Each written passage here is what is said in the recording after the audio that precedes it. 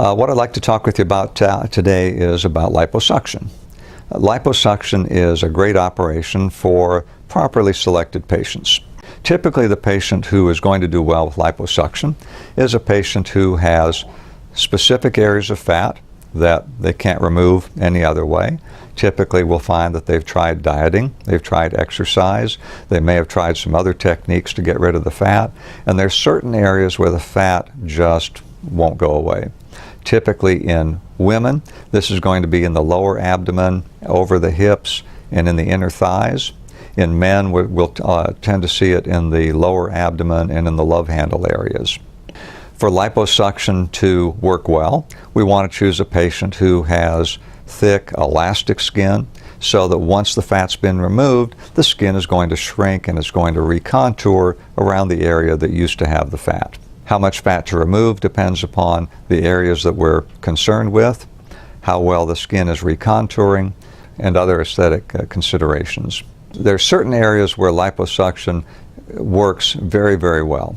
Typically, this will be the lower abdomen, this will be the love handle areas, this will be the hips, the area called the trochanter, which are the upper hips in women, and on the inner thighs.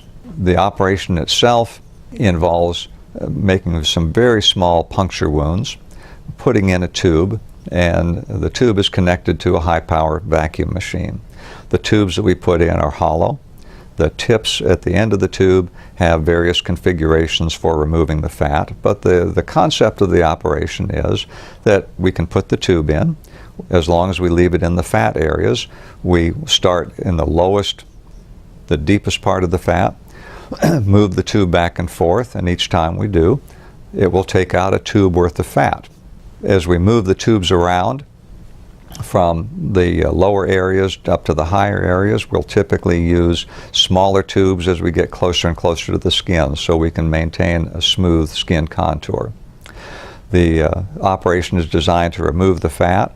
It doesn't injure the blood vessels, it doesn't injure the nerves, it doesn't injure the muscles. It simply removes the fat and it recontours the area that you can't recontour anywhere else. Following surgery, what we'll want to do is put you into a tight compressive girdle. This is going to close the spaces where the fat used to be. And it's very important that you wear this.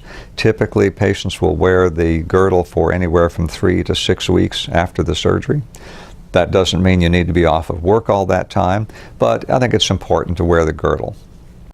You'll be able to shower, you'll be able to wash the girdle, but almost all of the time for the first 3 weeks after surgery, I recommend you wear this girdle. This will give you the best cosmetic results.